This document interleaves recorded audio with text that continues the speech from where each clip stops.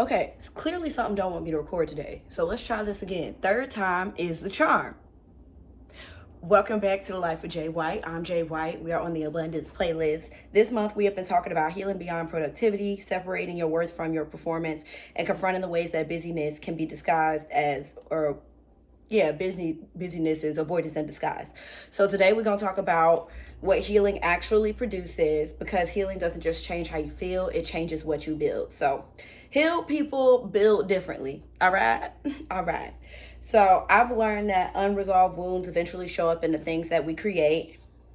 Come on, in my creativity, our leadership, our relationships, our boundaries, even the way we handle what success looks like. So the more healing God does in you, the more clarity, wisdom, and stability that you can bring into everything connected to your life. So what to expect in this video is how healing impacts leadership and decision making, why wounded people often build from survival instead of clarity, and what wholeness changes in the way you create and lead. So let's get to the main thing.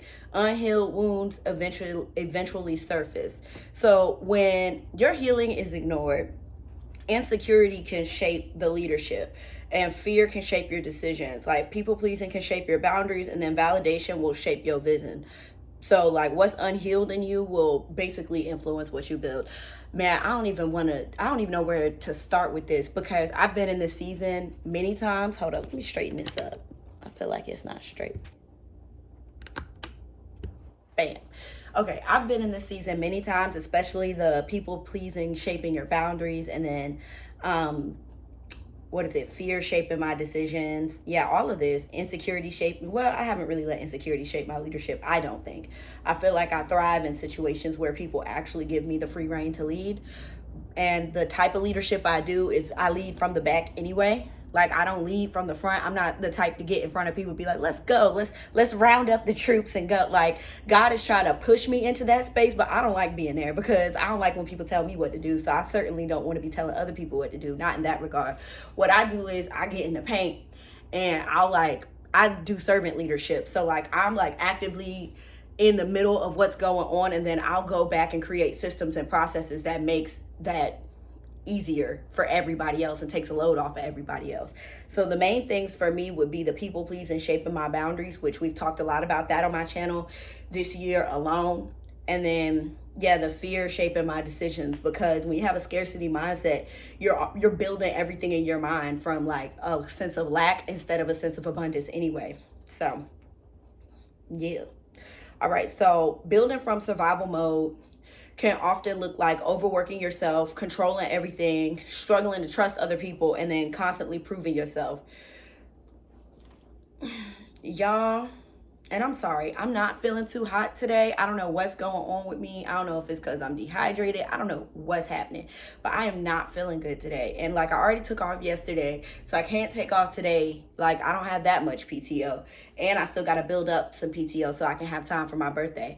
So it's just like, I gotta chill on like taking time off from work, but I don't feel good at all. But we gonna push through, okay? We are going to push through. Look at me, overworking. Am I healed? We don't know. All right. So my survival mode, mainly financial, and because of that it is trickled down into my perception of self. I will argue that my last relationship, I built that in survival mode. Like I was just, I just felt really down about myself. I was probably the biggest I had ever been, and I was just really sad because I was fresh off of a dude. Like, well, not fresh, but it was fresh for me. I be holding on to stuff for a long time when it like really rocks my world. Like I feel everything deeply, and the rumination be real over here. Like I'll relive it 80 times over if it like really hurts my feelings. So I was just in that state of like, why does nobody like me? Where? And so I like prayed and begged God for a relationship just so I could feel wanted. And he gave it to me because he saw me crying and was like, all right. And that's the thing about my relationship with God. Like I will cry, and he will be like, okay, stop crying. And he'll either slap me upside the head and tell me to go to sleep, take a nap, and like eat some food. Or he'll be like, all right, here, I'm gonna get this to you, but don't be complaining about it. And like, that's one thing I did not do. I did not complain to God about my ex. I probably should have, but I did not do that. I just simply said, all right, if this has ran its course and it's done everything you needed it to do in my life, remove it. And then like a week later, we broke up. So that's kind of how I handled that. But I never once like complained about it. But yeah, I definitely built that relationship out of survival mode. Like, I just wasn't feeling like me. And like, some of the things that I would tolerate from him, there's a version of me that would look at me like, how could you? Like, self-betrayal on the highest level, okay? But when you heal from those moments, it creates clarity, stability, discernment, and a healthier sense of leadership. So wholeness changes your entire posture. As the healing develops, like, your discernment starts to get sharper, your boundaries start to get stronger, your relationships become healthier, and your vision becomes less fear-driven. So like, healing impacts every area connected to your purpose. So I've been healing for the last, I would say, 2-3 months. I've been focused really hard on like healing and just, getting over the hard things in my life that have contributed to my own personal levels of dysfunction. And it's been very good. But one thing they don't tell you is that when you start healing and creating those boundaries, people will get mad at you for having boundaries. But like, how are you mad at me for protecting myself? Like, it's because you benefited from me not doing that.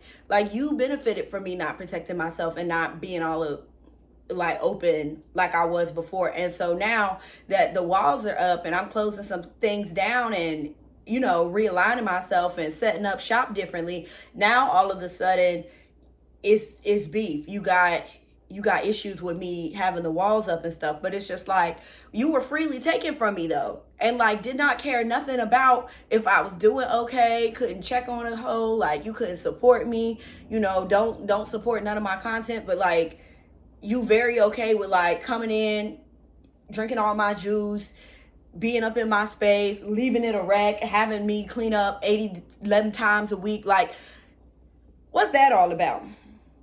But it's the simple fact that people just be mad that they don't have the same level of access to you. And if you keep people pleasing long enough, people start feeling entitled to certain levels of access with you. And that's another thing, like, you can't be letting people feel entitled to anything in your space, because it's not theirs to steward, like it's yours. So if you over here playing around and let any and everybody up in your space and your energy and all that stuff, you're not stewarding it well, because they don't even know what your levels are. Like, you're the only one that knows what you can and can't tolerate, what your internal levels are, what your body's saying to you, what your nervous system is doing. You're the only one that knows that. And you can't expect other people to like be considerate. Like, I'm very considerate. I consider how everything I do affects other people. And like, even in the beginning process of me healing, I didn't want to set the boundaries, because I was like, oh dang, like what if this makes this person feel this type of way? I had to stop feeling guilty about protecting myself. Like, cause what I look like leaving myself wide open just because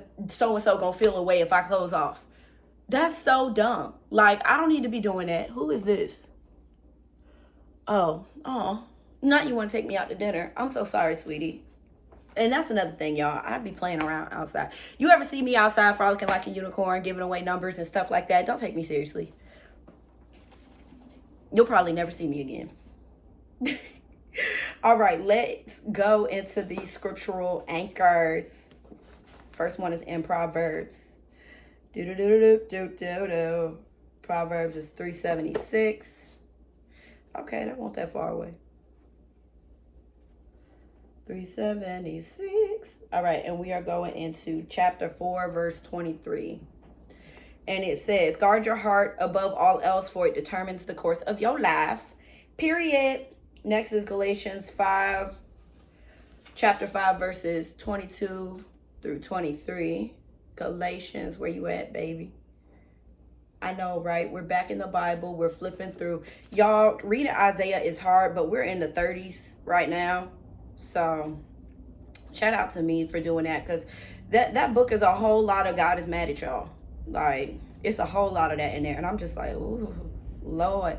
I think that's why the enemy keep trying to play with me, because we really pushing through and we talking about the things that need to be talked about in there. All right, chapter 5, verses 22 through 23 says, but the Holy Spirit produces this kind of fruit in our lives: love, joy, peace, patience, kindness, goodness, faithfulness, gentleness, and self-control. There is no law against these things. Fruits of the Spirit, y'all. Those are the things that matter.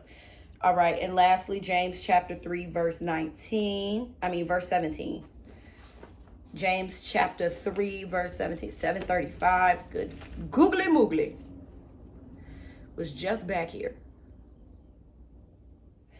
All right. Chapter 3, verse 17 says, but wisdom from above is first of all pure. It is also peace-loving, gentle at times, and willing to yield to others. It is full of mercy and the fruit of good deeds. It shows no favoritism and is always sincere. Bam.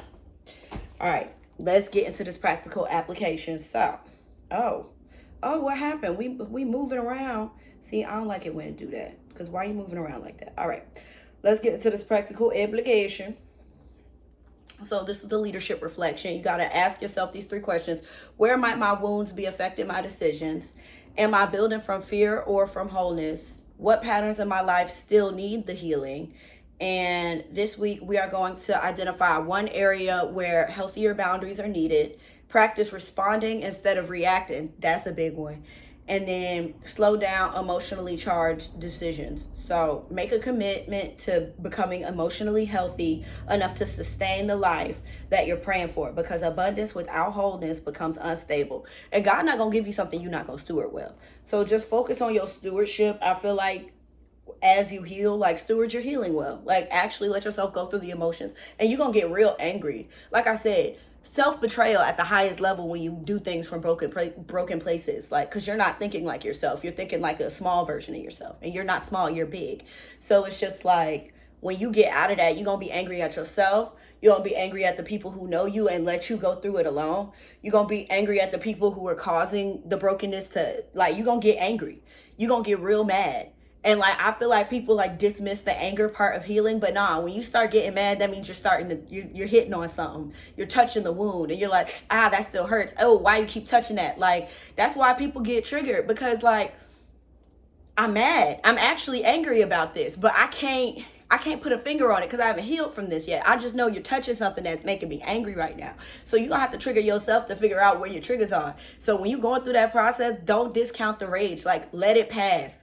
Let yourself be angry. Let yourself be mad. You might need to close yourself off from people while you letting yourself be mad. But let yourself be mad and talk to God about those feelings, because it's natural to be upset when you're healing for real. Like, if you're really healing, you are going to be angry at first anyway. But then you're going to start to let stuff go, and it's going to feel better. All right. So healing doesn't just change you privately. It changes everything connected to your purpose publicly as well. So in the comments, drop one area where you realize healing is changing the way you think, lead, or build. For me, it is within my relationships. Next video, next video, we're going to be talking about being disciplined for the promise. That's the theme for June. And the dream requires structure, and overflow needs order. Okay, so like, share, comment, subscribe, save it for reference, tell your friends to follow me, subscribe to me, do all the things, and I will talk to y'all next time. All right, bye. Oh, and also tune in for the mini series Too Holy to Be Horny, because we are getting into lust and all of the things. All right, love y'all. Bye.